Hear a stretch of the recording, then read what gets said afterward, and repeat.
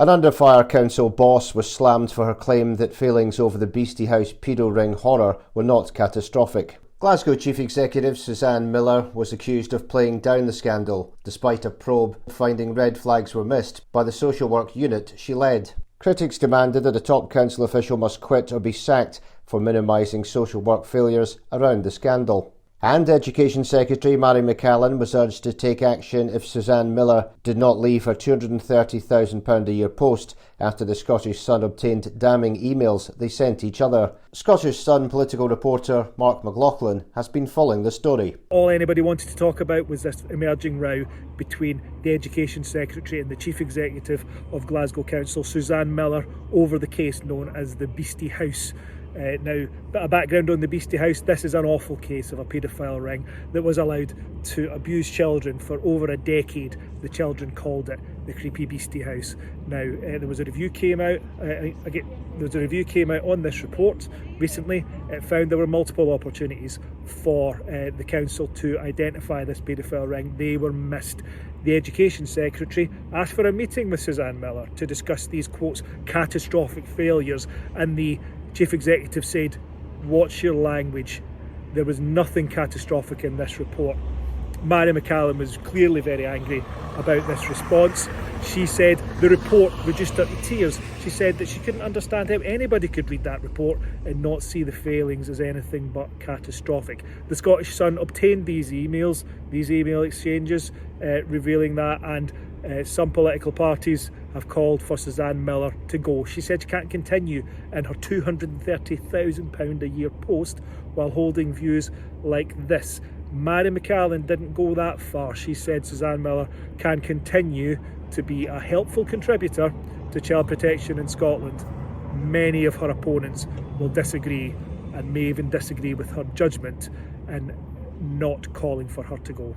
We can reveal that Ms McCallan emailed Ms Millar on May the 26th at 6:38 p.m, just days after taking up her new role. She told the council boss the report was among the first papers I read on my appointment as Cabinet Secretary for Education, Culture and Gaelic. The Nats Minister said, "To say that I am deeply concerned about the neglect and the abuse the children suffered and the catastrophic failure of the system, which was supposed to protect them, is an understatement. I am sure you share my profound concern.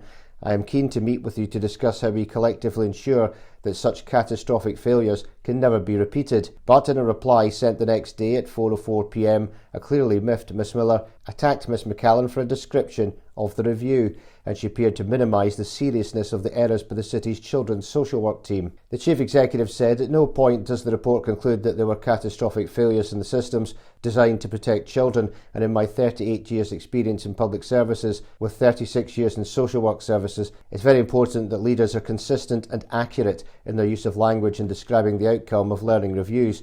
I don't think it's helpful or accurate to describe the conclusion of the review as identifying as catastrophic failures in the system." In an apparent bid to widen blame, Ms Millar said the review identifies a range of issues and practice considerations, including missed opportunities to protect the children, with focus on adults at points rather than children, lack of professional curiosity, with detailed recommendations for all agencies involved in public protection in Glasgow and across Scotland. She also rejected a request to meet Ms McCallan the next day, suggesting she had nothing more to say to her beyond her formal documents sent to the minister's officials. The pair eventually met on the 4th of June. Official government minutes don't mention Ms Millar's criticism of Ms McCallan's original email. Council chief executives can't be sacked directly by the Scottish Government ministers, but pressure from Ms McCallan could see Glasgow's SNP-led administration voting in favour of Ms Millar being axed. We told in January last year how Ian Owens, Elaine Lannery, Scott Forbes, Barry Watson, Paul Brannan, John Clark and Leslie Ann Williams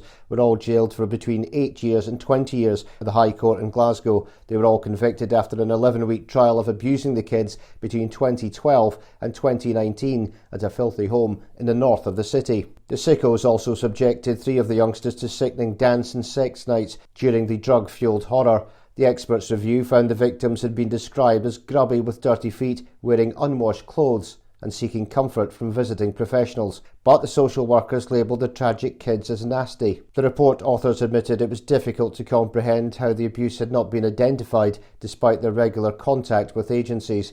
A spokesman for Glasgow City Council defended the comments made by Miss Millar. It is factually accurate to say that the learning review did not conclude there were catastrophic failures, but this language was not in any way intended to minimise the distressing nature of this case. No one with any awareness of this thinks it's anything other than one of the most shocking and difficult cases they've ever come across. If specific catastrophic failures had been found, then those would be the obvious focus of our next steps. Scottish Tory Justice spokesman Stephen Kerr called for Miss Millar to consider her position. He said, for the Chief Executive of Glasgow City Council to dispute that these were catastrophic failures is indefensible. It's an extraordinary attempt to minimise the scale of what went wrong and also evade accountability for it. There were 25 risk factors identified, but never properly prioritised. Serious warning signs of neglect and trauma were rationalised away. That is catastrophic failure. To call it anything else is denial of the reality that these children live through. Mary McCallan herself described what happened as a catastrophic failure of the system. She was right. Miss McCallan should now condemn these comments and make it clear the Chief Executive should now consider her position. Meanwhile, Scottish Labour's acting leader Jackie Baillie said Susanne Millar's comments are deeply offensive and require an explanation. There should be no attempt to downplay the atrocities that occurred, nor to imply that there were not serious failings in the system. At a minimum, Miss Millar must provide an apology and demonstrate she understands how damaging her comments are. The learning review published on the 20th of May was carried out by a panel of experts who looked at records of the abused kids' interactions with social workers and other agencies. It revealed how dozens of chances were missed to save them from a paedophile ring in the city. This included officials ignoring pleas for help and a victim banging on a window as a health visitor left the flat, described by one child as the dark and scary Beastie House.